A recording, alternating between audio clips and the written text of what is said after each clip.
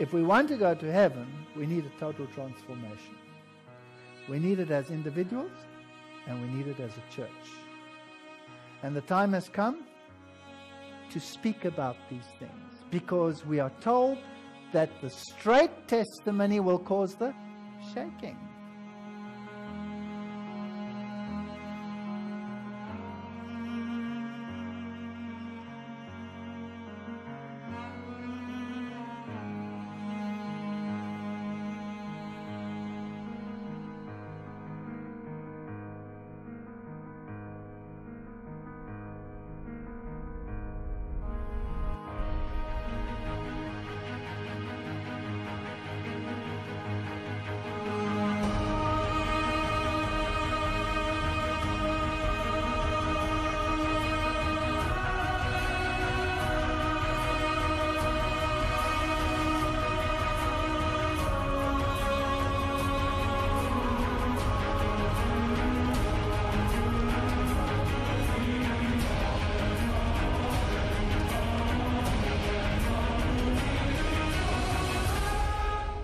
We will have to have a total transformation.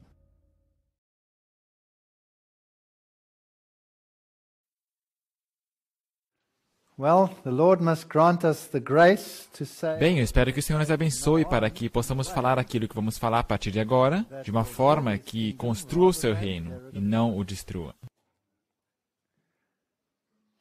1844 em tipo e antítipo. Isso é só o começo.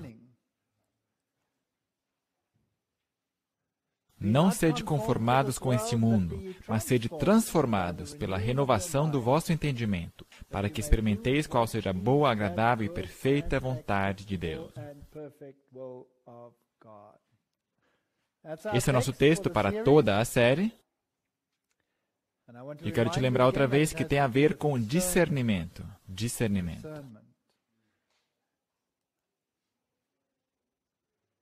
O dia que mudou o mundo. Você sabe que muitas pessoas têm todo tipo de dias que mudaram seu mundo.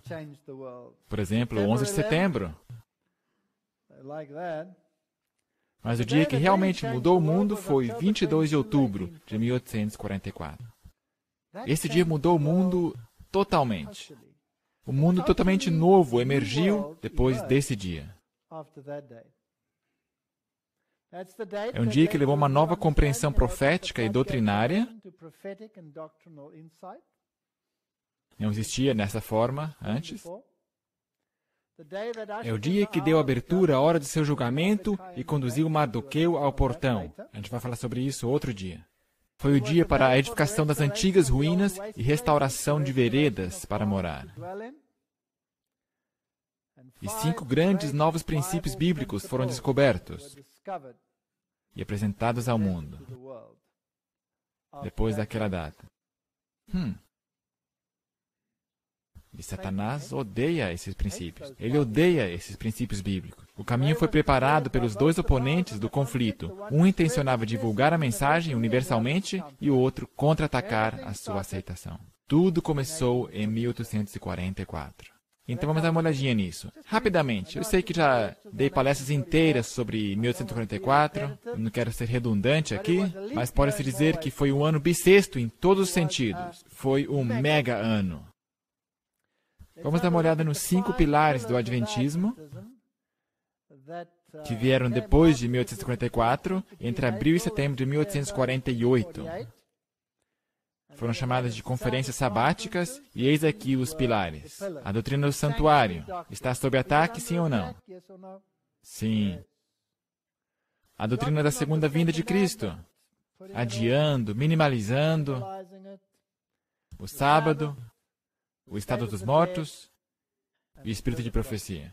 São mega pilares, pilares que não podem ser mudados em nenhum só centímetro. Eles despertaram as mentes ao contexto da mensagem dos 3 anjos, que deveria ir ao mundo inteiro. Isso é Adventismo. Se isso não é parte e essência daquilo que somos e daquilo que representamos, não somos adventistas. Isto aqui é Adventismo. Nenhum centímetro deve ser mudado. O grande plano da redenção, conforme revelado na obra final para esses últimos dias, deve ser cuidadosamente estudado. As cenas relacionadas com o santuário celestial devem de tal modo impressionar o espírito e o coração de todos que estes sejam capazes de impressionar também a outros. Todos precisam compreender melhor a obra da expiação que está sendo efetuada no santuário do céu. Estas são verdades adventistas que são descartadas praticamente no mundo hoje em dia. Os que a abraçaram trabalharão de acordo com Cristo, a fim de preparar um povo para que esteja de pé no grande dia de Deus, e seus esforços serão bem-sucedidos. Pelo estudo, meditação e oração, o povo de Deus será levado acima do nível das ideias e sentimentos comuns e terrenos, e posto em harmonia com Cristo e sua grande obra de purificação no santuário celestial. Depois continua, descobrirão seus próprios defeitos. Nós já falamos sobre isso. Mas esses pilares da verdade adventista são a essência dessa mensagem. A mensagem do primeiro anjo de Apocalipse 14, anunciando a hora do juízo de Deus e apelando para os homens a fim de o temer e adorar, estava destinada a separar o povo professo de Deus das influências corruptoras do mundo e despertá-lo a fim de ver seu verdadeiro estado de mundanismo e apostasia. Deus enviou à igreja, nesta mensagem, uma advertência que, se fosse aceita pelo mundo lá fora, teria corrigido os males que a estavam apartando dele. Mas eles não aceitaram. Isto é parte integrante da Igreja de Deus nesses tempos. Portanto, Deus queria uma reforma final, que deveria começar em 1844. E assim, Deus teria chamado todo o seu povo para sair dessas igrejas para a sua maravilhosa verdade. E todos poderiam ir para casa. Em 1844, a Batista do Sétimo Dia, Rachel Oakes, desafiou o pregador millerita Frederico Wheeler a guardar todos os mandamentos de Deus. Em 1844. Wheeler então pregou seu primeiro sermão sabático em março de 1844. Portanto, o sábado foi redescoberto. Em 1844. Charles Fitch escreveu em 1844 que aceitaram o ensino bíblico da imortalidade condicional da alma. É daí que vem.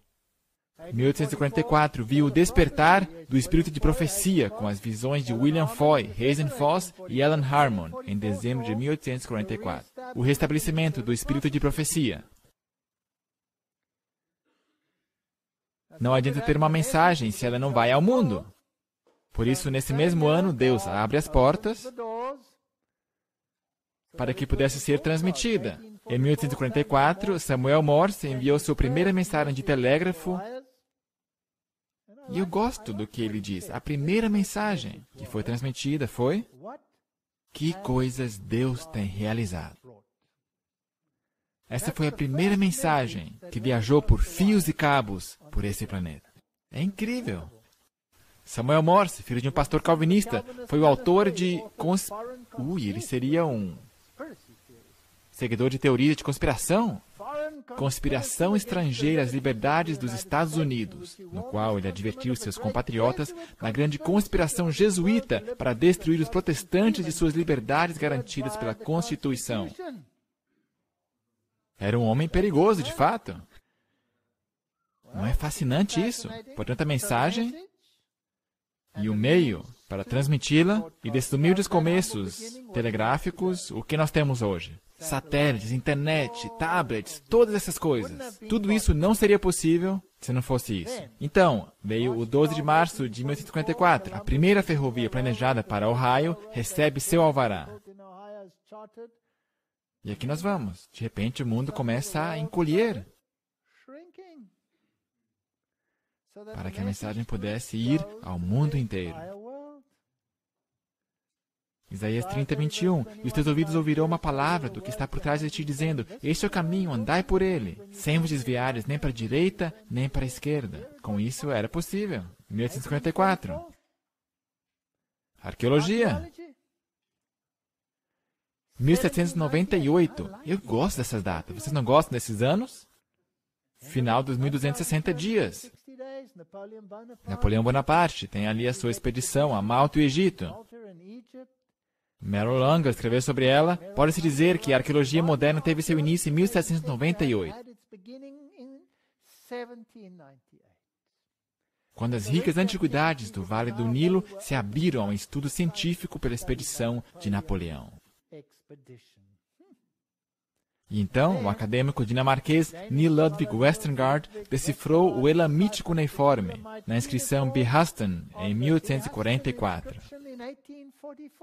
Portanto, o livro de Daniel ressuscita em que ano? 1854, apoiado pela ciência da arqueologia. Uau, isso é incrível! Além do milerismo e adventismo, 1844 viu o nascimento da fé Bahá'í, todas as religiões, numa unidade. Não fiquem separados aí, univos. Comunismo, darwinismo, mormonismo, espiritismo, dispensacionalismo. Você acredita que tudo isso surgiu em 1844? Nesse ano, exatamente nesse ano. Existencialismo, quakerismo. Nós já mencionamos. Além disso, os manuscritos sinaíticos foram descobertos e surgiu o ecumenismo. Tudo isso em 1844. Isso é incrível. Só um parênteses aqui, o ecumenismo, palavra grega oikumene, toda a terra habitada, enxergando o mundo como unidade. Vamos dar uma olhada nessas datas aqui, 1821. James Hall Stewart promove o ecumenismo e oração pelo derramamento do Espírito Santo. Haldane Stewart, outra pessoa importante, organizou uma união regular para a oração. Edward Irving, fundador da Igreja Católica Apostólica. Nessa época ainda era presbiteriano. Portanto, já começaram a trabalhar em 1821. E em 1844 tem o seu primeiro encontro ecumênico, chamado o YMCA, Associação Cristã dos Moços, Inglaterra. Não é interessante que eles sempre começam com a juventude? Como é que Hitler começou? Com a juventude. Portanto, em 1844, na Inglaterra, eles começam esse YMCA, e depois eles começam a trabalhar mais profundamente com a cooperação interdenominacional. John Mott, o fundador, era maçom, movimento de voluntariado estudantil. Começaram, junto com o Moody, a Associação Evangélica para Missões Estrangeiras, depois o Concílio Nacional de Igrejas para Cristo, depois, eventualmente, a Aliança Evangélica Mundial, 1846, Aliança Evangélica Mundial, aqui estamos. Cristãos de 10 países se encontraram em Londres em 1846. Portanto, em 1844, a primeira organização estava ali de pé, com a juventude, e aí vão eles, com o propósito de fundar, em suas próprias palavras, algo novo na história da igreja, uma organização para a expressão da unidade entre indivíduos cristãos pertencentes a diferentes igrejas. De um lado temos o chamado, saí dela, povo meu. Do outro lado temos um chamado que diz, vinde, univos, povo meu. Duas mensagens diametricamente opostas. E aqui duas datas interessantes de novo. 1843, o encontro na Escócia comemorando os 200 anos da Assembleia de Westminster, que é protestante, servindo no mesmo lugar o menu oposto. Unamo-nos. Aliança Evangélica. E aonde que eles se encontram? No Salão Maçônico, em Londres. Mas a gente não quer falar sobre teorias de conspiração. Eu não quero estar na mesma categoria que Morse. Portanto, sigamos. Então, fechando parênteses, chegamos a um ponto interessante. A tipologia de todos os movimentos de Deus. Lidando com indivíduos e com sua igreja. Isso é fascinante para o nosso tempo. Leiamos. A história da vida de Israel no deserto foi registrada para o benefício do Israel de Deus até quando? Até o final do tempo. O registro do trato de Deus aos errantes no deserto, em todas as suas marchas, de um para o outro lado, em sua exposição à fome, sede, cansaço, e nas notáveis manifestações de seu poder em auxílio deles, acha-se repleto de advertências e instruções para o seu povo em todos os tempos. A experiência variada dos hebreus era uma escola preparatória para o seu lar prometido em Canaã. Deus quer que seu povo, nesses dias, reveja com humilde coração e espírito dócil as provações pelas quais passou o antigo Israel, a fim de que possa instruir-se em seu preparo para a Canaã celestial. Patriarca Profetas 205. Portanto, essa história tem algo para mim, não é verdade? Vamos dar uma olhada no que aconteceu com eles e o que está acontecendo conosco. Uma amarga decepção se torna doce. Êxodo 15, 22. Depois fez Moisés partir os israelitas do Mar Vermelho e saíram ao deserto de Sur e andaram 3 dias no deserto e não acharam água. De onde que vieram? Vieram do Egito e acabaram de passar pelo Mar Vermelho. O que vai acontecer no Mar Vermelho? Ele se abriu e eles passaram a seco. Eles acabaram de testemunhar isso. E depois de quantos dias foram lá e não acharam água? 3 dias. Não encontraram água. Então chegaram a Mara. Mas não puderam beber das águas de Mara, porque eram amargas. Será que temos aí um paralelo de uma experiência amarga que aconteceu depois de uma grande expectativa? Por isso o lugar chamou-se Mara, e o povo murmurou contra Moisés, dizendo: o que havemos de beber? Ele clamou ao Senhor, e o Senhor mostrou-lhe uma árvore, que lançou nas águas, e as águas se tornaram doces. Você se lembra de alguma coisa que era amarga, mas se tornou doce como mel? Ali lhes deu os estatutos e uma ordenança, e ali os provou. Aqui nós temos uma imagem de Mara. Aqui é o lugar onde as águas eram amargas.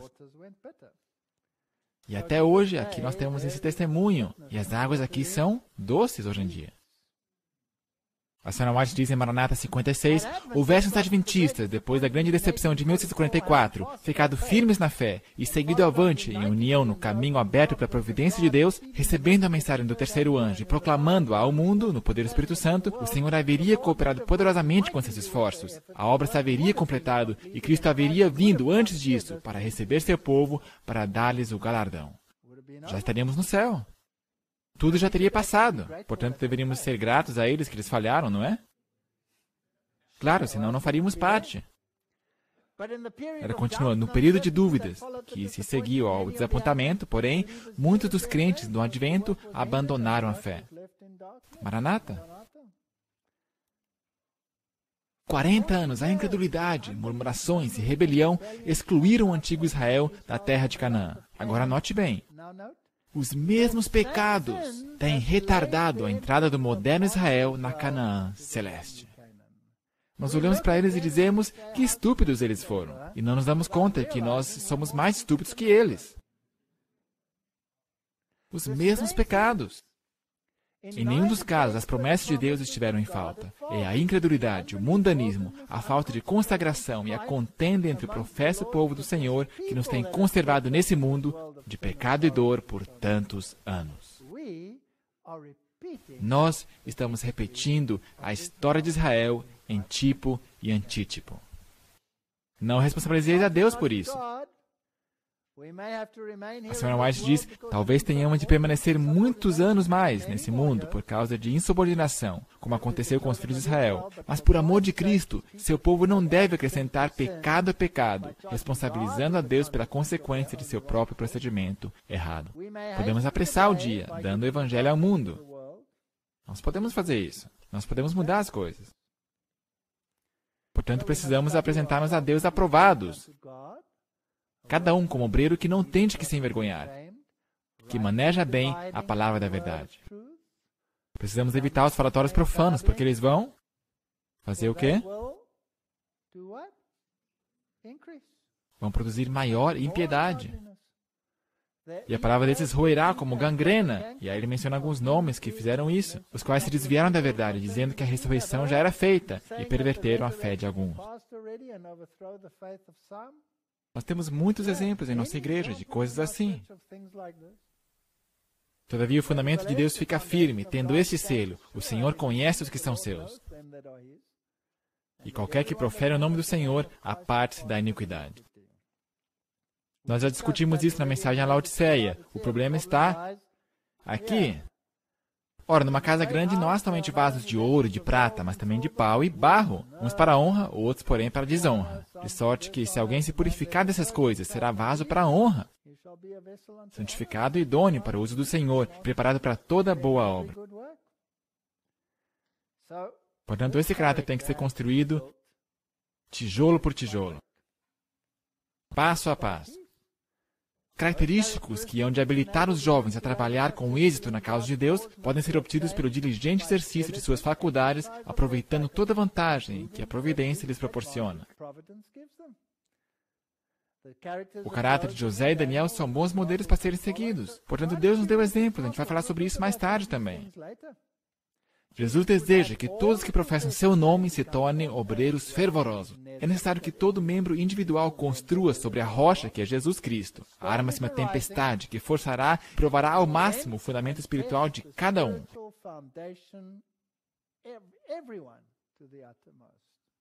Está vindo aí. Por isso, evitai o chão de areia, buscai a rocha, cavai fundo, ponde alicerce seguro. Construir para a eternidade, construir com lágrimas, com orações provindas do coração. Que cada qual de vós, daqui por diante, embeleze a vida mediante boas obras. Caleb são os homens mais necessários nesses últimos dias. Eis que vem dias, diz o Senhor, em que levantarei a Davi um renovo justo, e sendo o rei reinará. Nós já fizemos uma palestra inteira sobre isso. Portanto, eis que vem dias, diz o Senhor, em que nunca mais dirão, vive o Senhor que fez subir os filhos de Israel da terra do Egito.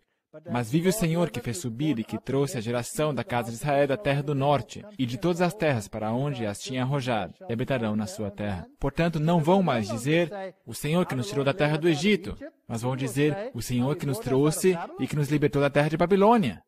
Temos aí duas libertações, duas reuniões. Uma naquela época, outra agora. A libertação típica, ou seja, um exemplo, para a libertação antitípica. Um é a sombra do outro. O que eles fizeram, nós podemos fazer também, mas melhor. Nós podemos prová-lo também.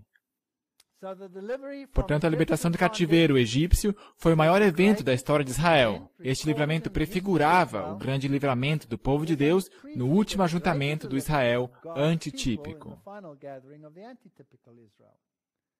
E se nós estudamos o que eles fizeram, nós vamos ver o equivalente exato em nossa igreja. E se pudéssemos compreender isso, se pudéssemos despertar para essas realidades, isso seria um milagre. Isaías 11, 10 a 12. E acontecerá naquele dia que a raiz de Jessé, a qual estará posta por estandarte dos povos, estandarte, um sinal. Esta raiz será buscada pelos gentios e o lugar do seu repouso será glorioso. Portanto, haverá esse sinal, esse estandarte que será levantado. E há de ser que naquele dia o Senhor tornará a pôr a sua mão para adquirir o quê? Outra vez, o remanescente do seu povo, que for deixado. E depois menciona todas as nações, incluindo a Babilônia, a Síria, e diz que se levantará o quê? Um estandarte, um sinal para as nações. E ajuntará os desterrados de Israel, e os dispersos de Judá congregará desde os quatro confins da terra. Portanto, está profetizado esse movimento, esse chamamento para sair de todas essas regiões. Ora, irmãos, não quero que ignoreis que nossos pais estiveram todos debaixo da nuvem, todos passaram pelo mar. E todos foram batizados em Moisés, na nuvem e no mar. E todos comeram de uma mesma comida espiritual. E beberam de uma mesma bebida espiritual, porque bebiam da pedra espiritual que os seguia. E a pedra era Cristo. Mas Deus não se agradou do quê? Da maior parte deles. Por isso foram prostrados no deserto. Será que o antítipo será o mesmo que o tipo? Eu penso que sim. Essas coisas foram nos feitas em figura para que não cobicemos as coisas más, como eles cobiçaram. Não vos façais, pois, idólatras. Será que teremos cobiça em nosso meio? Essas paixões? Será que teremos idólatras? Comer e beber? Será que isso poderia ser um problema também em nosso meio? Eu penso que sim. Prostituição? E num dia caíram 23 mil, tentaram a Cristo e pereceram pelas serpentes, murmuraram. Isso era um exemplo para nós. Portanto, se você pensa estar de pé, cuidado. Portanto, se de fato estamos repetindo essa história, precisamos estudá-la cuidadosamente. Apresentamos a mesma desobediência e os mesmos traços objetáveis. Foi-me mostrado que o espírito do mundo está levedando rapidamente a igreja. Essa é a igreja. Vocês estão seguindo o mesmo caminho que o antigo Israel. Bem, eu posso falar isso com autoridade, não sou eu que estou dizendo. Há a mesma rebeldia ao seu santo chamado como povo peculiar de Deus. Os irmãos estão tendo associação com as infrutuosas obras das trevas. Sua concordância com os descrentes tem provocado o desprazer divino. Será que nós temos conexões? Vocês não sabem das coisas que dizem respeito à sua paz e as estão rapidamente ocultando de seus olhos. Sua negligência em seguir a luz os colocará numa posição mais desfavorável do que os judeus, sobre quem Cristo pronunciou uma maldição. Estamos em sérias dificuldades aqui. Nossa igreja está em séria dificuldade. O pecado do antigo Israel foi desconsiderar a expressa vontade de Deus e seguir o próprio caminho, segundo as tendências do coração não santificado. O moderno Israel está depressa seguindo-lhe os passos, e o desprazer do Senhor seguramente repousando sobre ele. Nós estamos enrascados. A senhora White continua. Testemunhos para a Igreja, volume 5. A mesma desobediência e o mesmo fracasso observados na Igreja judaica têm caracterizado em o quê? Em maior grau, o povo que recebeu esta grande luz do céu através das últimas mensagens de advertência. Deixaremos que a história de Israel se repita em nossa experiência? Haveremos de, à semelhança deles, desperdiçar nossas oportunidades e privilégios até que Deus permita-nos sobrevir em opressão e perseguição? Eu temo que a resposta seja sim. Acontecerá. Será a obra que podia ser efetuada em paz e relativa prosperidade deixada por fazer até que precisa ser realizada em dias de trevas, sob a pressão das provas e da perseguição? Qual é a tua resposta para essa pergunta? Eu penso que a resposta é sim. Portanto, demos uma olhada em alguns dos paralelos. E, por favor, eu não quero que ninguém mal entenda essas palestras. Essas palestras não têm a intenção de atacar qualquer grupo ou facção na igreja.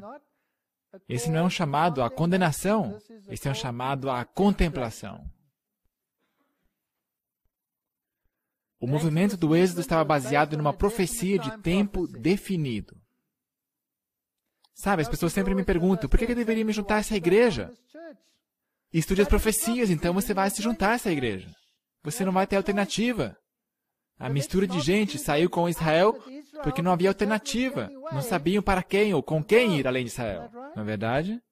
Portanto, a multidão mista também vai vir a esta igreja, porque eles não sabem para onde ir além disso. E muitos me dizem, mas eu sigo a Cristo. Tá bom, você vai tentar seguir uma cabeça sem um corpo? Algumas pessoas, por outro lado, amam a igreja sem Cristo. Estão seguindo um corpo sem cabeça. Cristo, a cabeça, tem o seu corpo. Então disse a Abraão, sabes de certo que peregrina será a tua descendência em terra alheia, e será reduzida à escravidão, e será afligida por 400 anos. Portanto, aqui há uma profecia com tempo definido. Gênesis 15:14 continua, mas também eu julgarei a nação a qual ela tem de servir, e depois sairá com grande riqueza. Agora, eles permaneceram exatamente 400 anos? A resposta é não. Êxodo 12:14, o tempo que os filhos de Israel habitaram no Egito foi de 430 anos. Está aí. E aconteceu que, passados 430 anos, naquele mesmo dia, todos os exércitos do Senhor saíram da terra do Egito. Portanto, há aqui uma discrepância de 30 anos. Israel não saiu do Egito até se passarem 30 anos depois do cumprimento dos 400 anos. Note que o movimento do Advento também teve início aproximadamente 30 anos depois do cumprimento da profecia dos 1260 dias. É um paralelo deveras interessante. Apocalipse 11, verso 2, e deixa o átrio que está fora do templo, e não o meças, porque foi dado às nações. E pisarão a cidade santa por 42 meses. É a profecia dos 1260 dias, que foram até 1798. E darei poder às minhas 2 testemunhas, e profetizarão por 1260 dias, vestidas de saco. Portanto, aqui temos esse período de tempo. E esse chamado para sair de Babilônia continua até que a taça de iniquidade para o mundo esteja cheia, assim como devia se encher para as nações cananeias. Portanto, temos esses paralelos perfeitos entre o povo de Israel e a igreja, em tipo e antítipo. A Senhora White diz, com infalível exatidão, o Deus infinito ainda mantém uma conta com as nações. Enquanto sua misericórdia é oferecida, com chamadas ao arrependimento, essa conta permanece aberta. Mas quando o débito chegar à soma fixada por Deus, o ministério de sua ira terá início. A conta será fechada.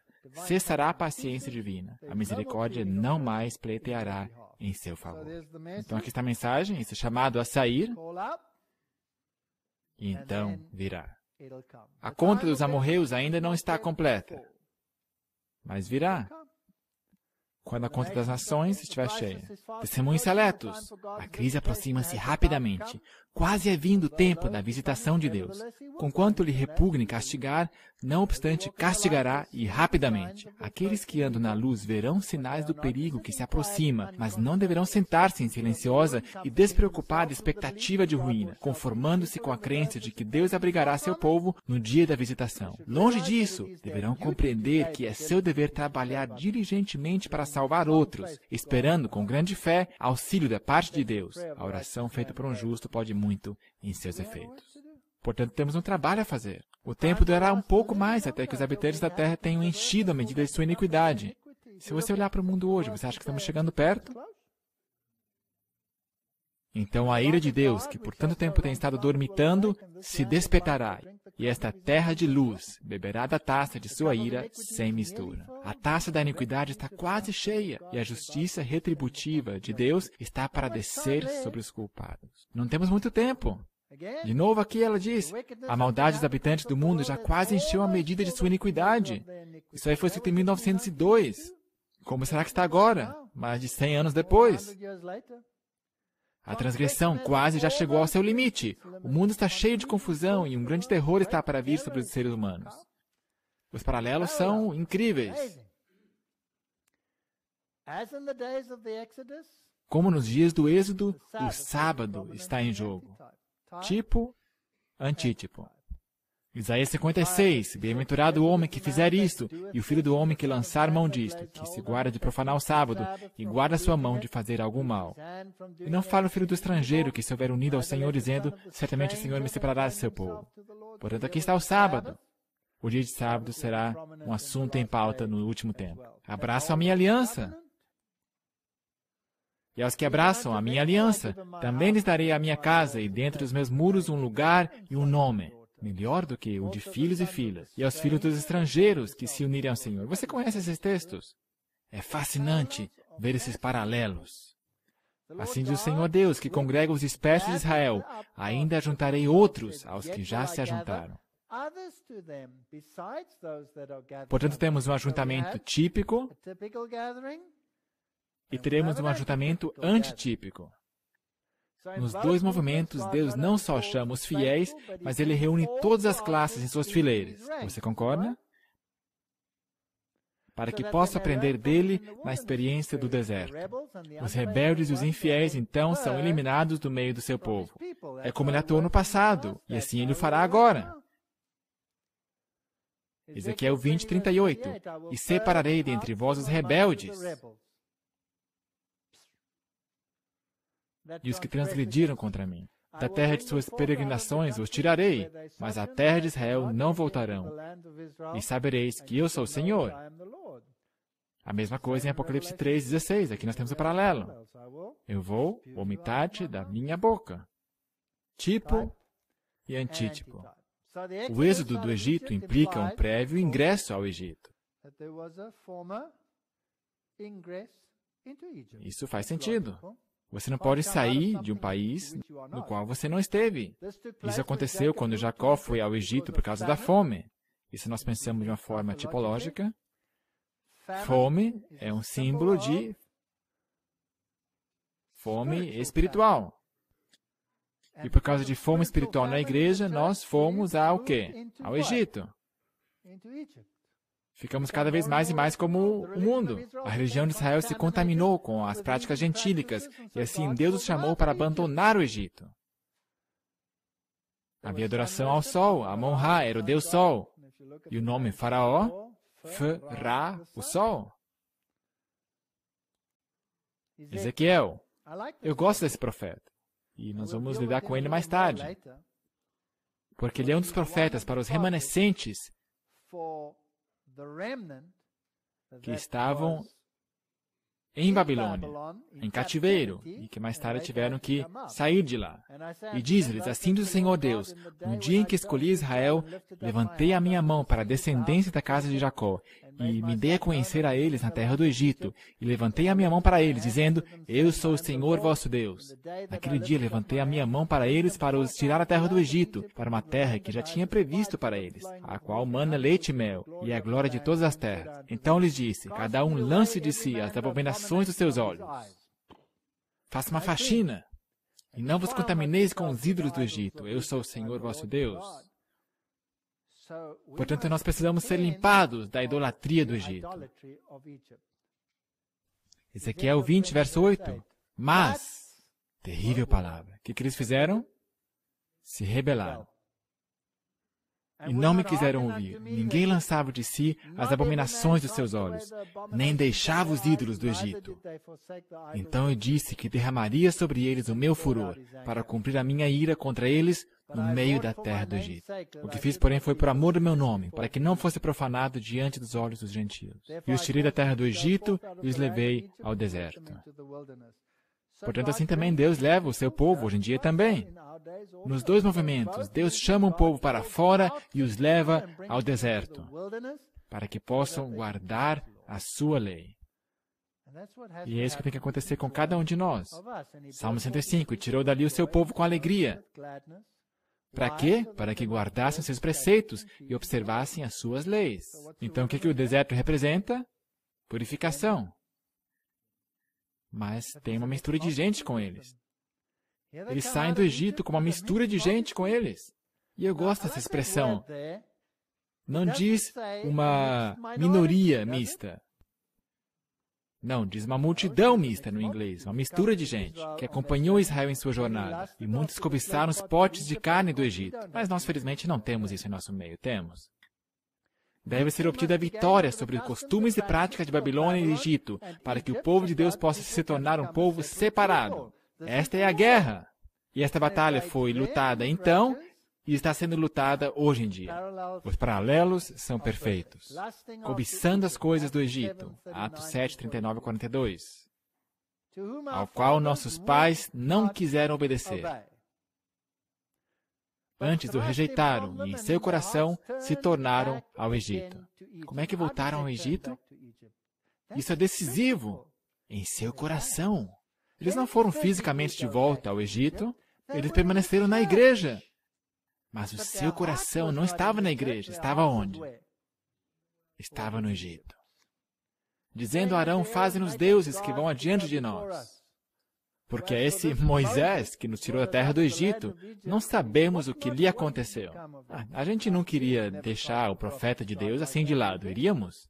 Não, não nós.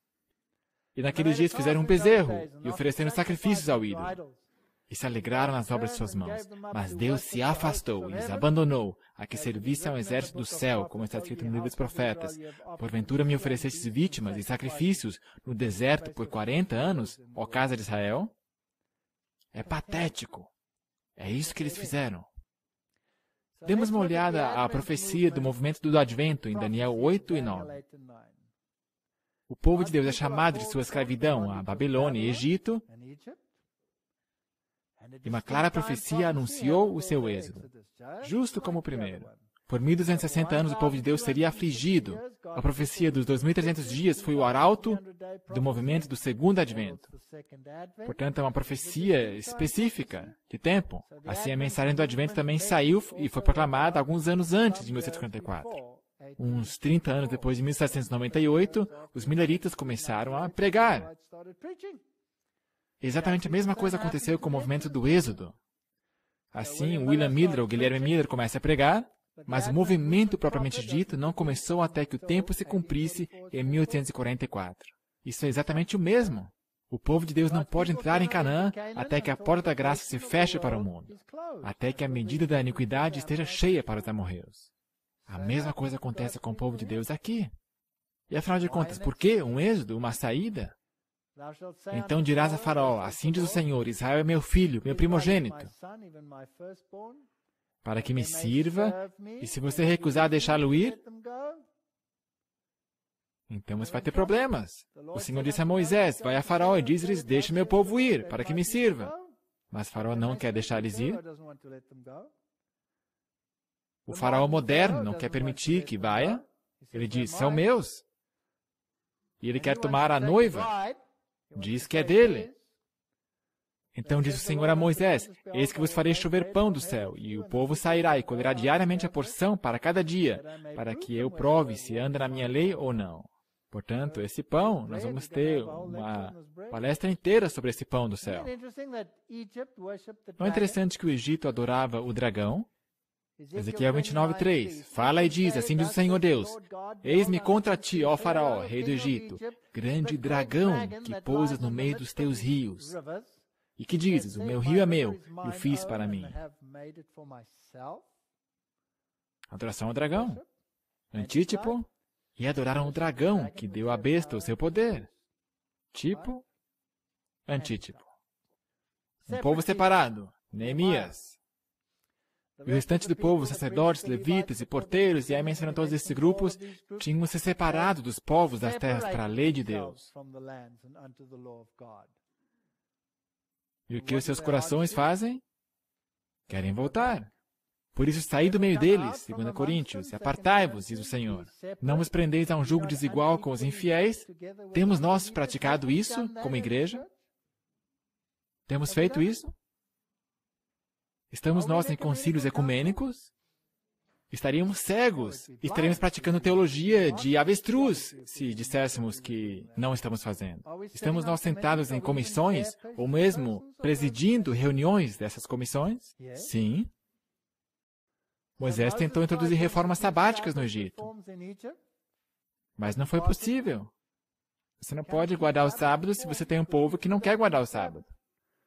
Eles podem até te respeitar publicamente por tua posição, mas por trás das costas eles vão tentar te desestabilizar. Por isso temos que fazer a separação.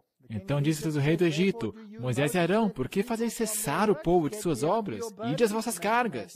Ele promulga uma lei anti-sábado. E diz também Faraó, eis que o povo da terra já é muito, e vós os fazeis Shabat, os fazeis descansar. Ide as vossas cargas. Portanto, tiveram que exercer a mão de ferro aqui. Tijolos.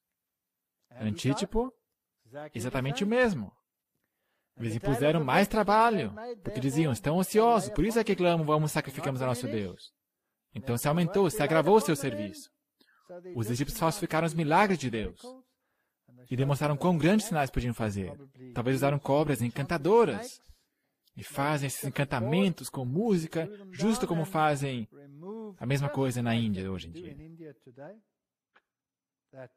Esses encantamentos hipnóticos, as cobras andavam por ali, mas as cobras de Deus comeram aquelas serpentes. As cobras de Moisés as devoraram. Portanto, temos sinais de maravilhas, temos a mesma coisa ali.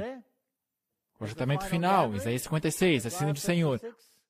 O andai o juízo e fazer justiça, porque a minha salvação está prestes a vir, e a minha justiça para se manifestar. Bem-aventurado o homem que fizer isso, e o filho do homem que lançar mão disso, que se guarda de profanar o sábado, e guarda sua mão de fazer algum mal. E não fala estrangeiro que é separado, nem eunuco, o infrutífero, que é uma árvore seca. Porque assim diz o Senhor a respeito dos eunucos que guardam os meus sábados, e escolhem aquilo em que eu me agrado, e abraçam minha aliança. Também lhes darei a minha casa, e dentro dos meus muros um lugar e um nome, melhor do que filhos e filhas. Portanto, Deus está juntando o seu povo. Essa é uma segunda reunião. Também os levarei ao meu santo monte, e os alegrarei na minha casa de oração. Todas essas coisas. Portanto, havia reforma do sábado, no êxodo do Egito, e da mesma forma haverá reforma de sábado no Antítipo. Portanto, você tem que escolher uma igreja que prega a reforma do sábado. Será que esse povo vai guardar o sábado perfeitamente ou vai se rebelar? Bem, se o tipo deve encontrar o antítipo, eles vão ser rebeldes.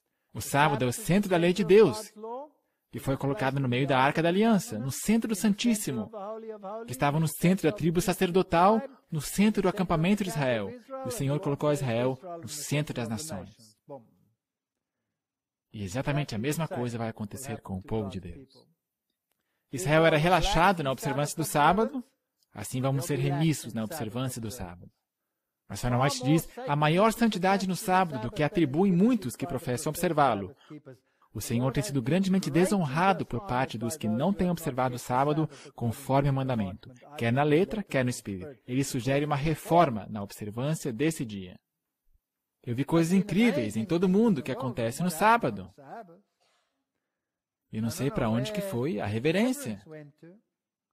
Há coisas inacreditáveis acontecendo num sábado. Mas o tipo tem que encontrar o antítipo. Israel foi liberto à meia-noite, não é verdade? O movimento do Advento foi um clamor da meia-noite e será liberto à meia-noite. Tipo encontra o antítipo. Israel entoou um cântico de Moisés. Os que saem da grande tribulação cantarão um cântico de Moisés e do Cordeiro. Ora, se cantam o mesmo hino, devem ter passado por uma experiência similar. Você não pode cantar menos que você entenda. Eu me pergunto quem que vai dar o tom, liderar esse cântico. Já pensou nisso? Foi uma mulher que liderou o cântico no tipo. Será que pode ser que uma mulher também lidere o cântico no antítipo? Não foi Miriam que puxou o hino? Eu me pergunto se haverá uma ressurreição especial e outra cantora puxando esse cântico de triunfo. Uma que não é mais muito bem aceita hoje em dia. Israel tinha consigo uma mistura de gente com eles. O movimento do Advento também o terá. Agora, aqui também, cuidado, cuidado. É muito fácil dizer, eles são a multidão mista, ou a mistura de gente.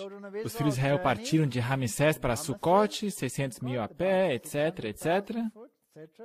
E com eles uma grande mistura de gente. Então lemos em Patriarcas e Profetas, nesta multidão havia não somente os que eram movidos pela fé no Deus de Israel, mas também um número muito maior dos que desejavam somente escapar das pragas. Adventistas de pão e peixe estavam entre eles. Meramente levados pela agitação e curiosidade. Foram uma cilada, um tropeço. A mistura de gente que com os israelitas subira do Egito era uma fonte contínua de tentação e dificuldades. Será que vamos ter isso também? Sim ou não? Professavam ter renunciado à idolatria. A sua primitiva educação e ensino lhes haviam modelado os hábitos e caráter. Estavam mais ou menos corrompidos pela idolatria e irreverência. Portanto, vamos ter o mesmo no antítipo. Eram os que mais frequentemente suscitavam contendas e os primeiros a queixar-se e contaminavam o acampamento com suas práticas idólatras e murmurações contra Deus. Nós estamos repetindo a história. Depois de 3 dias, ouviram-se francas queixas. Essas se originaram com quem? Com a mistura de gente. Muitos, dentre a qual, não se achavam unidos completamente com Israel. Os queixosos não se agradavam com a direção da marcha. Achavam defeitos em Moisés, que os estava guiando. Você acha que o antítipo vai encontrar defeitos no Moisés antitípico? Quanto à direção na qual estão sendo guiados? Isso foi contagioso. E logo espalhou-se pelo arraial. Salmo 106. Desprezaram a terra aprazível, não creram na sua palavra, murmuraram nas suas tendas e não deram ouvidos à voz do Senhor. Por isso levantou a sua mão contra eles para os derrubar no deserto. O Senhor os castigou. Também se juntaram com Baal-peor e comeram sacrifícios com os mortos. Não, nós não iríamos fazer isso. Ou será que diríamos que comunhão comum, Santa Ceia com outras religiões, está bem? Aliás, o que é isso? Será que não é um sacrifício aos mortos? Assim provocaram a ira com suas invenções e a peste rebentou entre eles. Isso era o tipo. E o que diz o Espírito de Profecia? Que nós estamos melhores ou piores que eles? Piores? idolatria no Sinai. Isso não pode acontecer com a gente. A senhora White diz, a ausência de Moisés foi um tempo para a espera e apreensão para Israel. Era um tempo para eles meditarem na lei. Mas o que eles fizeram? Não. Humilhando seu coração, eles poderiam tê-lo feito. E com quem estava a culpa de novo? Especialmente com a multidão mista. Estavam impacientes. Queriam ir logo para a terra mandando leite e mel. Depois ela continua, sentindo seu desamparo na ausência do dirigente, voltaram suas velhas superstições. Aquela mistura de gente foram os primeiros a se entregarem à murmuração e impaciência, e foram os chefes da apostasia que se seguiu. Agora uma palavra de advertência, antes que cheguemos ao próximo ponto. Quem, na verdade, fabricou o bezerro de ouro? Foi Arão. E quem que era Arão? Sumo sacerdote. Agora, será que temos sumos sacerdotes hoje em dia que fazem bezerros de ouro? E trazem toda espécie de adoração estranha, dançando ao redor de um... Agora, deixe-me ser cuidadoso nas palavras aqui. Do que quer que seja. Nós temos isso hoje em dia, sim ou não? Sim, nós o temos. Nós temos bezerros de ouros para dar e vender, como se costuma dizer. Está em todo lugar. Agora, se eu estiver sentado no julgamento e eu ver o sumo sacerdote, que seria o quê? O presidente da divisão, da união, o presidente de qualquer instância que seja, levando o bezerro de ouro para dentro da associação, qual seria a minha reação natural? Condená-lo ao inferno. Certo? Será que Deus condenou Arão ao inferno? Não. E agora vem um outro sumo sacerdote que guarda a lei, que paga os seus dízimos, que dizima mento, cominho, etc. Como é que eu julgaria ele? Bem, isso aí é gente boa, pelo menos ele tem princípios. Mas poderia revelar-se um Caifás, que fazia tudo certinho, que estava tão apaixonado por sua igreja que estava disposto a sacrificar Cristo para conservá-la. Certo ou errado? Portanto, aonde é que está o meu julgamento? O meu julgamento está naquilo que eu vejo, certo? No que eu observo, na minha percepção. Mas meu julgamento poderia estar totalmente errado. Eu poderia abraçar Caifás e despedir o pobre velhinho Arão, certo? Quando, de fato, Arão era simplesmente fraco. Eu já passei por isso uma vez. Era naquela época ainda era a Tchecoslováquia. Foi dividida desde então, mas a Tchecoslováquia. Havia um pastor. Ele estava indo para uma reunião, ele estava indo para o palco com uma guitarra elétrica ao redor do seu pescoço. O pior que eu já vi foi nos Estados Unidos, quando ele apareceu no palco, com brincos até aqui e com uma guitarra elétrica ao redor do seu pescoço. E esse era o seu sermão. Mas deixa para lá, eu já vi de tudo. E aqui estava esse pastor. Ele era um deles. Ele odiou a minha mensagem. Ele se contorcia, ele não conseguia se compor. Então ele foi para casa uma noite, e ali ele tinha sua mãe ou sua avó, eu não lembro direito agora. Uma mulher bem idosa. E ela também assistiu às minhas palestras. Então essa mulher bem velhinha disse a esse pastor: agora eu posso morrer em paz, porque eu sei que a mensagem do Advento ainda está viva. E sabe de uma coisa? Esse pastor mudou num instante. Colocou de lado sua guitarra e veio a mim dizendo: eu odiava as tuas mensagens. Mas isso me atingiu tanto o que ela falou, que comecei a escutar todos os teus sermões outra vez. E eu consigo enxergar uma coisa que ela viu. Muito obrigado. Portanto, meu julgamento me diria: esse é um Arão. Mas Deus vê o quê? Ele olha para o coração. Portanto, sejamos cuidadosos quando julgamos presidentes liberais e outros líderes liberais na igreja. E também Sejamos cuidadosos como julgamos pessoas da alta elite, firmes, porque eu não sei. Eu tenho que esperar o quê? Tenho que esperar e ver os frutos. Eu tenho que esperar o fruto. Israel clamou por carne. O mesmo se dará com o movimento do Advento. A mistura de gente não vai apreciar a reforma de saúde. Saíram do Egito, mas o Egito não saiu deles. Portanto, os temos na igreja. A Sra. White diz que começaram a clamar pedindo carne para comer. Se bem que abundantemente supridos de maná, tem essa palestra minha vindo. Nada além desse maná. Se bem que abundantemente supridos de maná, não estavam satisfeitos. A gente não tem que ler tudo, você pode ler isso na tela.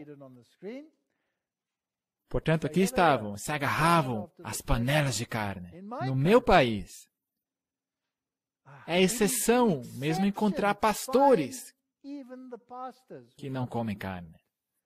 São loucos por carne. São tão poucos. É a mesma coisa hoje em dia. Estamos fazendo as mesmas coisas. Como é que Deus lidou com Israel? Deus misericordiosamente os chamou dentre os egípcios para que pudessem adorá-lo sem impedimento nem restrição. Atuou em prol dele, no caminho, por meio de milagres, provou-os e experimentou-os, pondo-os em situações angustiosas. Depois do maravilhoso trato de Deus com eles e seu livramento, muitas vezes, quem dera houvéssemos morrido pela mão do Senhor na terra do Egito.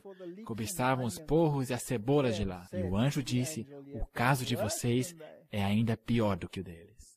O nosso caso é pior do que o dele. E, aliás, o que eles cobiçaram? Alhos e cebolas. Só um minuto, isso aí não faz parte do menu? Não, alhos e cebolas não estão fora do menu.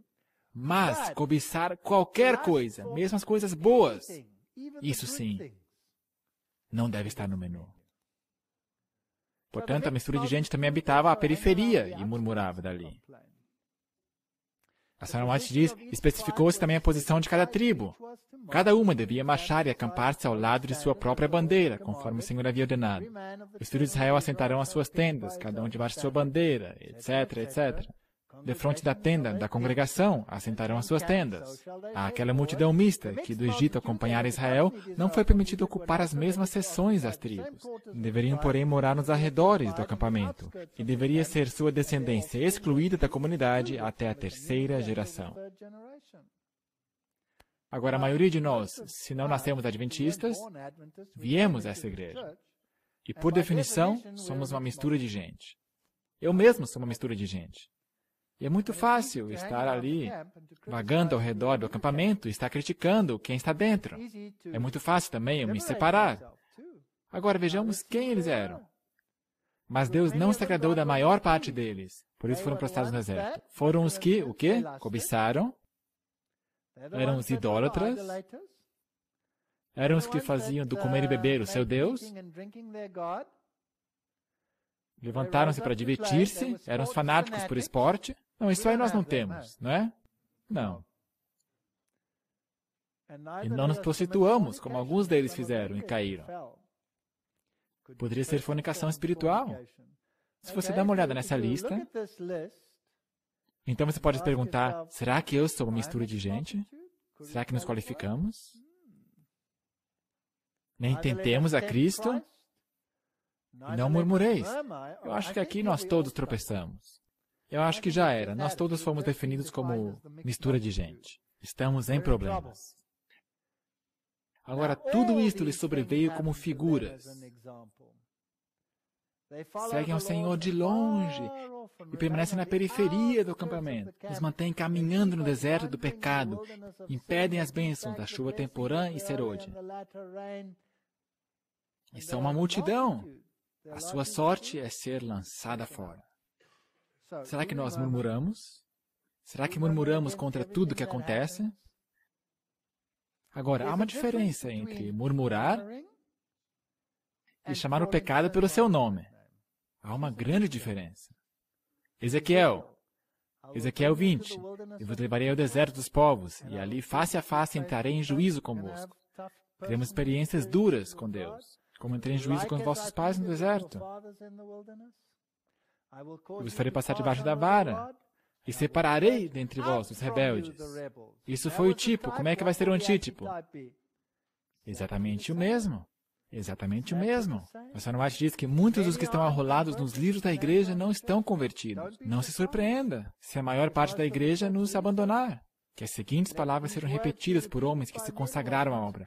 Deus amou o mundo de tal maneira que deu seu Filho unigênito e tal. Temos que dizer, sou pecador e poluído, mas a ira de Deus repousou sobre o seu divino Filho. Existe uma saída.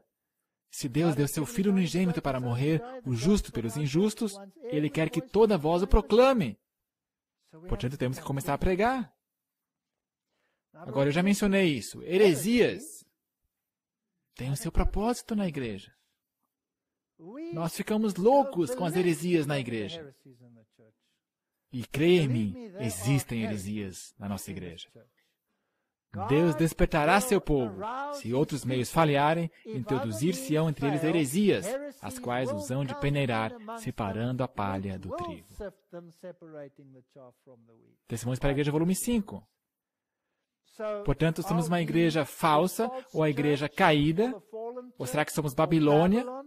Porque existem heresias em nosso meio? Não. Mas Deus permitiu as heresias em nosso meio. E nós também vamos falar sobre heresias à medida que avançamos. Nós vamos chamar o pecado pelo seu nome. Mas ela ainda continua a igreja de Deus, e é isso que é importante. Como evangelista, eu tenho que responder às pessoas que perguntam por que eu tenho que vir a essa igreja com todas essas coisas. Essa luz nos deve levar a um diligente estudo das Escrituras e ao mais atento exame crítico das posições que mantemos. Estamos certos ou estamos errados? Confira, estude, compare. Leia a Bíblia, vá de volta à palavra. Busque o espírito de profecia. Os crentes não devem ficar em suposições e mal definidas ideias do que constitui a verdade. Você tem que estudar isso por si mesmo. Você tem que comer esse maná celestial todo dia. A senhora White diz, não vai longe o tempo em que a prova envolverá a todos. A marca da besta não será recomendada com insistência. Os que passo a passo cederam às exigências do mundo e se sujeitaram a costumes mundanos não acharão difícil submeter-se aos poderes dominantes. De preferência a expor-se a escárnio, insultos, ameaças de prisão e morte. Eles vão abandonar a igreja. Eles vão. Isso aí está vindo. A verdadeira piedade distinguir-se-á então claramente daquela que é só aparência. Muitas estrelas, cujo brilho temos admirado, então se apagarão, transformando-se em trevas. Não olhe para ninguém, não olhe para mim! Pode haver uma casca de banana em meu caminho. E aí você poderá dizer, isso aí não conseguiu, então, sei lá. Não, não, não. Esqueça todas as pessoas na igreja. Olha para Jesus. A palha como nuvem será levada pelo vento. Vai acontecer. Quando as árvores infrutíferas forem cortadas como obstáculos no terreno, quando multidões de falsos irmãos forem distinguidas dos verdadeiros, então os anônimos se revelarão e com hosanas se alinharão sob a bandeira de Cristo. Portanto, haverá dois partidos na igreja. Era assim nos tempos de Israel, será assim nos nossos dias. Satanás acossará intensamente os fiéis, mas em nome de Jesus eles se tornarão mais que vencedores. Então, seremos formidáveis como um exército com bandeiras. Esta igreja formosa.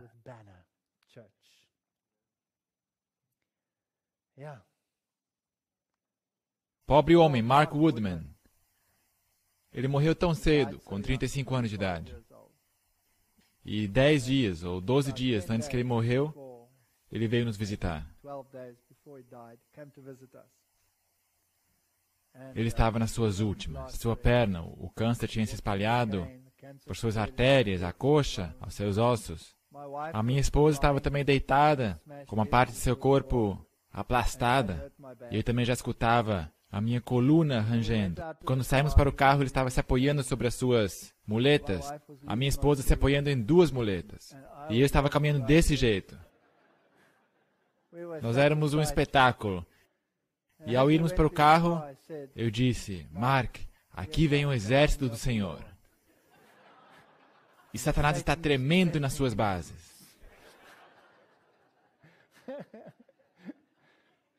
Que patético isso. Mas Cristo é poderoso.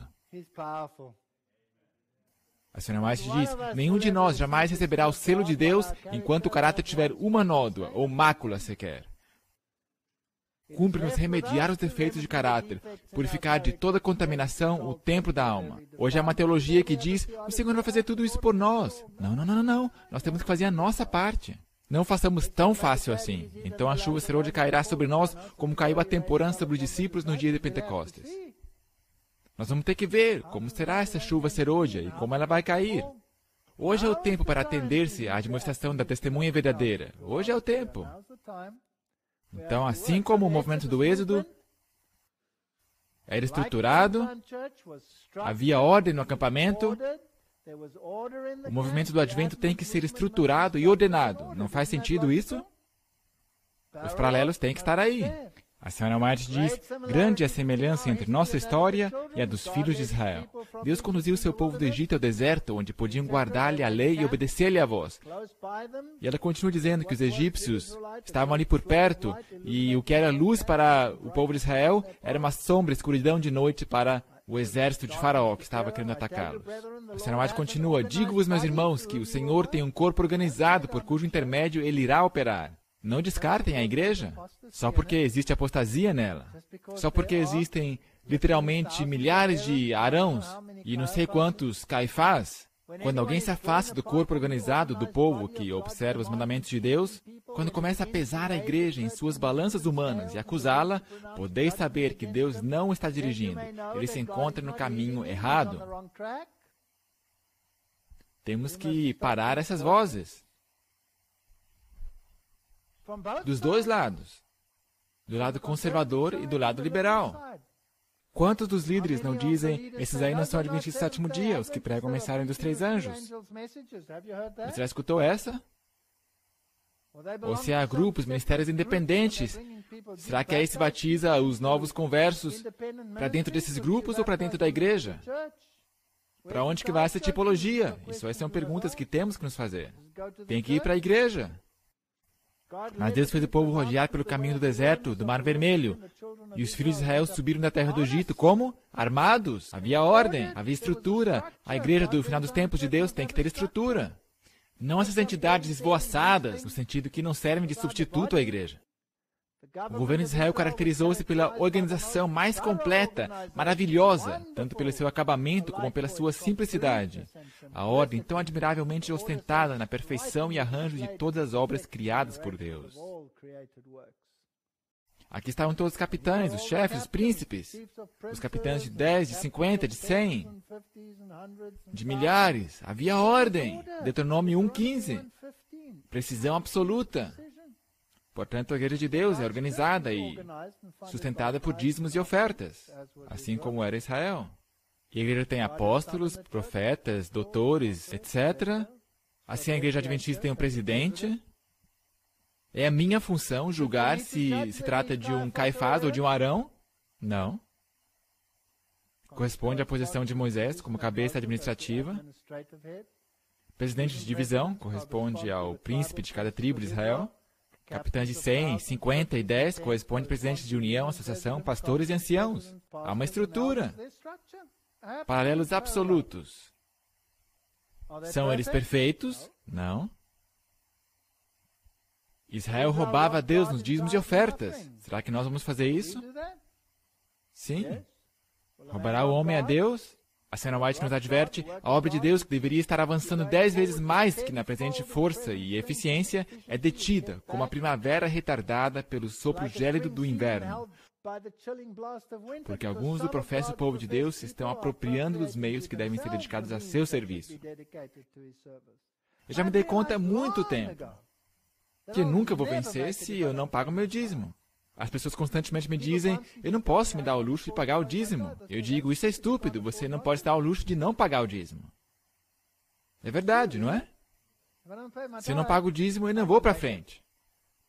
Os gastos se quadruplicam. Eu não sei como é que eu conseguiria. Simplesmente acontece. Isso é um milagre. Se eu tentasse explicar isso para o meu contabilista, ele me acharia um idiota, me colocaria na prisão. Isso de fato acontece assim. O movimento do Êxodo foi guiado por Deus. Havia coluna de nuvem e pilar de fogo. Assim, o movimento do Advento é guiado por Deus. Nós temos que crer nisso. Cristo era o pilar, era o seu protetor. E beberam todos de uma mesma bebida espiritual. Porque dizia, certamente eles são meu povo, filhos que não mentirão. Assim ele se fez o seu Salvador. Em toda a angústia deles, ele foi angustiado. Tudo isso aí nos diz que ele era o líder. O mesmo acontece conosco. Primeiros escritos. Satanás está agora usando cada artifício nesse tempo de selamento a fim de desviar a mente do povo de Deus da verdade presente. Quando caminhares te guiará, quando te deitares te guardará, quando acordares falará contigo. Porque o mandamento é lâmpada, e a lei é luz, e as repreensões da correção são o caminho da vida. Mas se recusares e fores rebelde, sereis devorados à espada, porque a boca do Senhor o disse. Essas são palavras magnificentes. O movimento do Êxodo foi liderado por um profeta. Você acha que o movimento do Advento também não vai ter que ser liderado por um profeta? Então, o que é isso que eu escuto de tantos líderes? Que não podemos estar amarrados por literatura do século XIX. Você já escutou essa? Eu já escutei coisas piores do que isso. Vamos falar sobre isso mais tarde. Por um profeta. Aliás, havia mais do que um profeta? Além de Moisés? Não foi Miriam uma profetisa? Sim. Mas a Bíblia diz por um profeta. Fez subir Israel do Egito. E por um profeta foi ele guiado. Agora vamos ver alguns paralelos aqui. Moisés teve uma visão de Canaã. E do último livramento antes de sua morte. Ellen White teve uma visão de Canaã celestial e do livramento final antes de sua morte. Não é um paralelo interessante esse? Moisés era manso e humilde. Ellen White, por tudo que eu já escutei e li, era manso e humilde. Ela diz, na minha visão seguinte, ardentemente supliquei ao Senhor que, se eu devia ir e relatar o que Ele me havia mostrado, que me guardasse da exaltação. Então Ele me mostrou que minha oração fora respondida. Eu também já fiz orações como essa. Algumas vezes você se arrepende de ter orado uma oração como essa. Então ele me mostrou que a minha oração fora respondida e que se eu estivesse em perigo de exaltação, sua mão estaria sobre mim e eu estaria afligida com enfermidade. Disse o anjo, se deres as mensagens fielmente e perseverares até o fim, comerás do fruto da árvore da vida e beberás da água do rio da vida. Moisés teve medo de contar a Israel que o Senhor lhe aparecera. Assim Ellen White teve medo de relatar suas visões. Como Moisés, ela morreu nas bordas de Canaã. Ellen White entrou na terra prometida ou ela morreu nas bordas dela? Ela morreu nas bordas. Ela recebeu uma visão sobre reforma de saúde. Será que Moisés também recebeu uma visão de reforma de saúde? Sim. Levítico. Reforma de saúde. Os dois tiveram reforma de saúde. Tem mais. Moisés escreveu o Pentateuco para sustentar o povo de Deus em sua jornada. Ellen White escreveu os testemunhos para sustentar o antítipo. Os israelitas se rebelaram contra Moisés. O movimento do Advento se rebela contra o espírito de profecia. Há um paralelo aí, será? Os que entram no paraíso restaurado devem refazer todos os passos de rebelião e apostasia. Nós temos que comer, beber, nos vestir e agir de acordo com nossa alta vocação. Aí estão os paralelos. Se você rejeita o profeta, você é como a mistura de gente. Nós temos associações inteiras, uniões inteiras, que rejeitam o espírito de profecia. Nós temos algumas que imprimem suas próprias lições de escola sabatina, porque não querem mencionar o espírito de profecia. Eu posso lhe contar histórias sobre pessoas em lágrimas por causa disso que está acontecendo em nossa igreja. E é por isso que vamos dizer somos Babilônia? Não, nós simplesmente somos um perfeito cumprimento da profecia. Somos o antítipo. E se não fosse isso, nós não seríamos quem somos. Satanás odeia os testemunhos, Taylor Bunch, e nosso sucesso ou fracasso como indivíduos e como igreja depende de nossa atitude para com as instruções dadas por esse meio. Um dos diretores de uma grande instituição educacional nossa diz: nós não podemos ser ditados por uma mulher com apenas 3 anos de educação. Então eu escrevi um documento para ele, respondendo, mesmo se Deus escolhesse um jumento para falar através dele, e você o rejeitasse, você poderia ter um confronto com o anjo do Senhor. Não preciso dizer que eu não recebi nenhuma resposta. Apocalipse 12, 17. E o dragão irou-se contra a mulher e foi fazer guerra. Então, que igreja você vai buscar? Você vai buscar uma igreja patética, onde tem cegos, pobres, miseráveis e nus, os rebeldes, os idólatras? Amigo, os que rejeitam o espírito de profecia são patéticos. Você encontrou uma igreja como essa? Ótimo. O dom seria desdenhado. A Sra. White diz, o último engano de Satanás será exatamente anular o testemunho do Espírito de Deus. Você sabe disso. Eu só estou mostrando alguns paralelos aqui. Não havendo profecias, o povo se corrompe. Satanás trabalhará engenhosamente, por diferentes maneiras e por instrumentos diversos, para perturbar a confiança do povo remanescente de Deus no testemunho verdadeiro. Dos mais altos níveis. Você pode usá-la para homilética, mas não para exegese. Alô? Você não pode usar o profeta para exegese? Como é que então você vai saber o que a Bíblia diz, se Deus não confia nem no seu profeta para mostrar o que a Bíblia diz? Introduzirá várias visões falsas para desencaminhar. Será que temos isso em nossa igreja hoje? Há centenas. E misturará o falso com o verdadeiro, criando tanta aversão no povo para que considerem tudo quanto traz o nome de visões como uma espécie de fanatismo. Mas almas sinceras, comparando o falso com o verdadeiro, serão habilitadas a distinguir entre elas. Leia por você mesmo. Não leia o que alguém diz sobre isso. E alguns dos ministérios independentes têm tão boa intenção. Eles fazem um resumo exato de como se deve viver, palavra por palavra para você. Isso é o que você tem que fazer para estar de bem com Deus. Eles o colocam na tua mão e dizem, é assim que você tem que viver. Miséria? Miséria, porque não está balanceado com as outras citações do Espírito de Profecia. Leia por você mesmo. Vá à fonte. Leia. Assente-se e leia o desejado de todas as nações. Leia os testemunhos. Quando os testemunhos nos quais se acreditava anteriormente são postos em dúvida e rejeitados, Satanás sabe que as pessoas enganadas não pararão aí. Eles não vão parar. E ele redobra seus esforços até lançá-las em rebelião aberta, que se torne irremediável e termine em destruição. Foi-me mostrado que o espírito do mundo está levedando rapidamente a igreja. Vocês estão seguindo o mesmo caminho que o antigo Israel. Há a mesma rebeldia no seu santo chamado como povo peculiar de Deus. Os irmãos estão tendo associação com as infrutuosas obras das trevas. Sua concordância com os descrentes tem provocado o desprazer divino. Será que nós temos concordância com os descrentes? Será que nós estamos sentados em concílios com eles? Sim, nos assentamos. E é isso que faz a minha igreja Babilônia? Não. Vi que esta incredulidade com relação aos testemunhos tem aumentado à medida que o povo apostata de Deus. Está em todas as nossas fileiras, por todo o campo. Mas tem que ser assim. Israel fez, nós temos que fazê-lo. Porém, ninguém sabe até quando. Ninguém sabe quão grande é a misericórdia que tem sido exercida sobre nós. Poucos são fervorosamente consagrados a Deus. E essa não é uma imagem favorável da nossa igreja. Um reavivamento da verdadeira piedade entre nós, eis a maior e mais urgente de todas as nossas necessidades. Portanto, não enxergue isso que estou falando como um criticismo.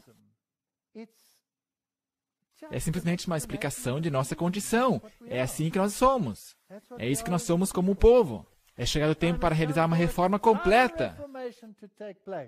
Quando esta reforma começar, o espírito de oração atuará em cada crente e banirá da igreja o espírito de discórdia e luta.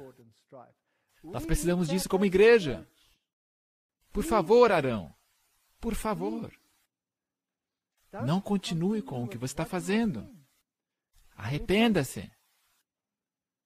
E por favor, mistura de gente, pare de reclamar e querer dar uma de Deus, tentando decifrar quem é Arão e quem é Caifás. Tem que ocorrer um reavivamento e reforma sob o ministério do Espírito Santo. Revivamento e reforma são duas coisas diferentes. Revivamento significa renovação da vida espiritual, uma vivificação das faculdades do espírito e do coração, um ressurgimento da morte espiritual. Reforma significa uma reorganização, mudança de ideias e teorias. Portanto, reforma significa mude a sua teologia. Mas só isso não te salva. Você também precisa de um revivamento. E somente o Espírito Santo pode efetuar isso. Você pode mudar suas ideias, você pode mudar tua mente, isso está bem, mas você tem que aplicá-lo. Portanto, aqui estão algumas advertências do povo de Israel. A religião de muitos entre nós será a religião do Israel apostatado. Aqui está, claro como o dia, porque amam seus próprios caminhos e abandonam o caminho do Senhor. Por causa da desobediência de Israel e seu afastamento de Deus, foi-lhe permitido sofrer adversidade e chegar a situações angustiosas. E nós chegaremos a um ponto similar, e será permitido que Satanás faça guerra contra nós. Estamos de fato indo em direção a uma sacudidura, e será levada a cabo por perseguição. Ora, irmãos, não quero que ignoreis que nossos pais estiveram todos debaixo da nuvem, diz a senhora White. Nós temos esse estudo maravilhoso. Eu apelo para que se leiam esses capítulos. Assegurem-se que vocês os leiam. Review and Herald, tendo a história dos filhos de Israel perante nós, vigiemos e que não sejamos encontrados cometendo os mesmos pecados, seguindo o mesmo caminho de incredulidade e rebelião. Nós pensamos que eles eram estúpidos. Não, nós somos estúpidos. O espírito de Elias.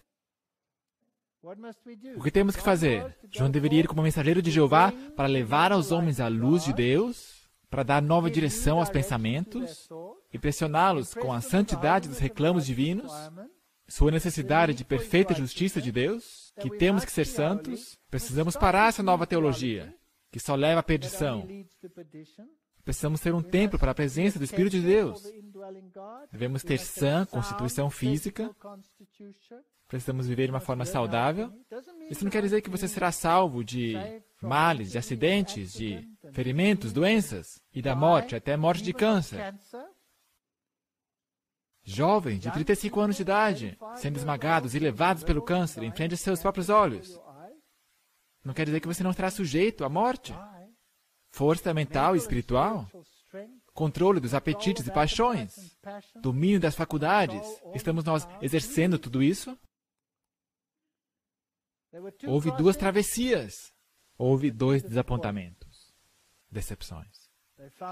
Não acharam água, não podiam beber as águas de Mara. Eram amargas. E o povo murmurou contra Moisés. E o Senhor mostrou-lhe uma árvore. Você se lembra disso? Lançou a árvore nas águas e as águas se tornaram doces. Ali lhes deu estatutos e uma ordenança.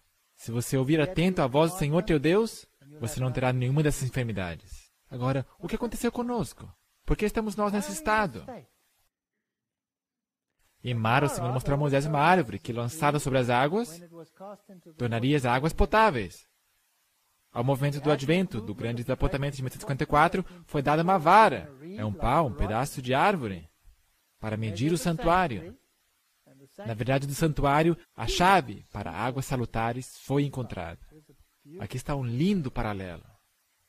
Eu amo tipo e antítipo. E a voz que do céu tinha ouvido tornou a falar comigo e disse, vai, toma o livrinho aberto da mão do anjo. Isso é Apocalipse 10. O anjo ali do lado, que mandou João comer esse livrinho, que era amargo e se tornou doce. Esta é a mensagem. E se tornou doce pela descoberta das grandes verdades. E disse que deveria ir de outra vez e profetizar a muitos povos, nações, línguas e reis. A verdade das 3 mensagens angélicas. Então temos a mesma experiência. Exatamente a mesma. E foi-me dada uma cana semelhante a uma vara. E chegou o anjo e disse, levanta-te e mede o templo de Deus e o altar e os que nele adoram. Bom, vamos de Mara ao Sinai. Israel foi levado de um amargo desapontamento à solenidade do Sinai. Assim, o movimento do advento passou de seu amargo desapontamento ao Sinai antitípico. Moisés dissera a Deus, quem sou eu que vá a Faraó e tire do Egito os filhos de Israel? E disse, certamente estarei contigo, e isso te será por sinal que eu te enviei, que os tirasse do Egito. Portanto, o que aconteceu no Sinai? Agora, isso é muito importante. Eles receberam a lei. É isso a única coisa que eles receberam ali? O que mais que eles receberam? Moisés recebeu instruções sobre o santuário. Portanto, aí está a lei, mas a aplicação da obediência está na mensagem do santuário. Eles amavam a lei, exaltavam a lei, mas degradavam o santuário simplesmente a um ritual. Será que nós fazemos o mesmo? Portanto, a lei por si mesma traz somente condenação. Sem santuário não há salvação, porque a mensagem do santuário aponta para a solução, aponta para Cristo. E ao pé do Monte Sinai, Deus deu a Moisés a visão do santuário. De forma similar, Ellen White recebeu a grande visão do santuário após o grande desapontamento. Não é um paralelo fantástico esse? A lei e a justificação pela fé andam de mãos dadas. E o que nós, como adventistas, costumamos fazer? Amamos separá-las e argumentar como crianças escolares sobre esse assunto. E depois eu penso que eu sou salvo porque tenho a justa compreensão sobre uma doutrina. Por favor! O que dizer sobre o pobre homem da caverna, que nunca ouviu dizer sobre a doutrina? Como é que ele vai ser salvo, então? A eficácia de Cristo nos liberta da condenação da lei. Ela imputa, em parte, sua justiça não merecida por nós.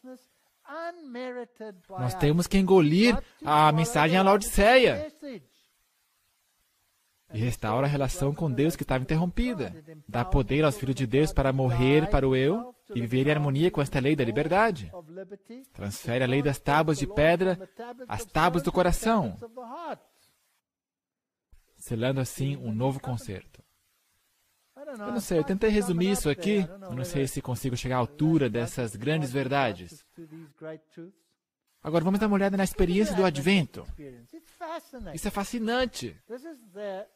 Esta é uma imagem chamada Caminho da Vida do Paraíso Perdido ao Paraíso Restaurado, produzida em 1876. O que está no meio dessa imagem? A lei. E Jesus está ali do lado. E depois os adventistas pensaram sobre isso, mais tarde, chegando a 1888, e começaram a dizer, essa imagem tem um problema. Então, em 1883, eles mudaram. Quem está no centro agora? E cadê a lei? Está, de alguma forma, mística aqui, em algum lugar, onde quer que seja. Agora, será que isso aqui é melhor? Eu ainda acho que está errado. Pessoalmente, a minha opinião pessoal é que ainda está errado. 1980 é a mesma ilustração, mas na versão moderna. Não mudou muita coisa, é quase a mesma, e é muito evangélico. Essa é a minha opinião. Eu não sei se está correto, mas você não pode separar Cristo da sua lei. Você não pode. O caráter de Deus e o caráter da lei, você conhece esses assuntos, eu não tenho que repeti-los aqui. O caráter de Deus é justo, a lei é justa. O caráter de Deus é verdadeiro, a lei é verdadeira. Está tudo aqui com as referências. O caráter de Deus é puro, a lei é pura. Luz, luz, fiel, fiel. Bom, boa, espiritual, espiritual. Santo, santo, verdade, verdade. Justiça, justiça. Perfeito, perfeita. Eterno, eterna. Será que você pode separar Deus do seu caráter? Aliás, o que nós vamos levar para o céu? A única coisa que vamos levar para o céu é o nosso caráter. Portanto, se nós pudéssemos voltar para pregar os dois em harmonia, não seria isso o Evangelho eterno? O Evangelho eterno é Cristo, minha garantia, meu sacrifício. Mas também é Cristo, meu Rei, que requer obediência aos seus princípios de caráter. Portanto, nós tentamos separar esses dois. E nós temos brigas na igreja. Unificar os dois, e nenhum grupo vai ter que abandonar nada. Os legalistas vão poder apegar-se à sua lei, os liberais a Jesus. E se os dois se casam, os dois vão ter que deixar os seus extremos e terão tudo. E assim podemos resolver o problema. Eis que dias vem, diz o Senhor, em que farei uma aliança nova com a casa de Israel e com a casa de Judá. Não conforme a aliança que fiz com seus pais no dia em que os tomei pela mão para os tirar da terra do Egito. Olha aqui a aliança que eles invalidaram. A gente faz o mesmo. Apesar de que Deus foi como um marido para eles. Mas essa será a aliança que farei com a casa de Israel depois daqueles dias, diz o Senhor. Porei minha lei no seu interior. A escreverei no seu coração. E serei o seu Deus, e eles serão o meu povo. Fora com todos esses argumentos na igreja. Porque esta é a aliança que depois daqueles dias farei com a casa de Israel, diz o Senhor. Porei as minhas leis no seu entendimento, e em seu coração as escreverei. E eu lhes serei por Deus, e eles serão o meu povo. Paralelos perfeitos entre o antigo Israel e nós. Mas isso é só 1844. Será que vai melhorar ou vai piorar à medida que eles caminham pelo deserto? A situação piora. Piora. Portanto, se isso foi o início, como será o fim? O que acontece depois da segunda geração? O que acontece após a terceira geração? Castigarei a iniquidade dos pais nos filhos até a terceira e quarta geração. Será que nós já passamos da quarta geração do Adventismo, sim ou não? Então os congregarei. Estamos vivendo em tempos interessantes. Tempos fascinantes. E a forma como nos relacionamos com tipo e antítipo vai determinar se vamos entrar em Canaã ou se vamos morrer no deserto. Porque com a maioria deles, Deus não se agradou. Morreram no deserto. Portanto, o tipo tem que encontrar um antítipo aí também. Que Deus nos abençoe. Ao nós refletirmos sobre a nossa própria posição. E ponderar, estamos nós com a mistura de gente, com a multidão mista em qualquer um desses pontos? Será que eu tenho o costume de julgar, de criticar? Julgar antes do tempo? Senhor, quem que semeou? Esse joio, esse mato, queres que vamos e arranquemos isso? Nós somos jardineiros maravilhosos, já percebeu isso? Será que devemos ir tirar essa tiririca? O que o Senhor disse? Deixe-os. Porque você não sabe se você vai acabar arrancando o quê? Um trigo? Junto com o joio. E, aliás, você sabe o que é o joio? Eu certamente teria removido a Manassés. Eu acho que Isaías vai estar muito surpreso ao vê-lo no céu. Você não acha? Eu penso que sim. Portanto, pensemos sobre isso e não usemos essas palestras como um martelo. Usemos-las como um instrumento para a reconciliação. Que apelemos a todos a voltar para o padrão. De volta à verdade. De volta a Deus.